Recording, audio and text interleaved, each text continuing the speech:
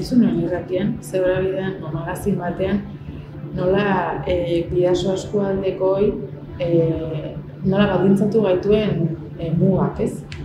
Eta guk esaten, guk beti irratia esaten dugu muga hitza ez genukela erabili behar, eta zubia, ez? Zu uste duzu zure kasuan zure nortasunan eragin bat izan du Hendaiarra izateak?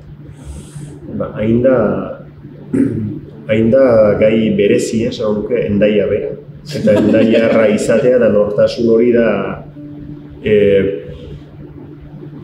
Rubik kubo bat bezala ezakizuna ongi nola alineatu lerro guztiak, ez azken finean ni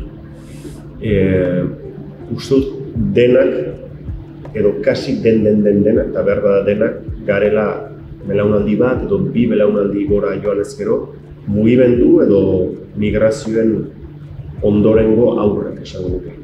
Migrazio hurbila, Euskal Herriaren barruko desplazatze politiko bat bizi izan dugunak edo laboralki iritsiak, iparraldetik, esan nuke tren geltokiak ere lan asko eragin du eta hor eta mugak berak eragin du eta gero hegoaldetik, ez, hainbeste gerra, gatazka eta bestelako behar.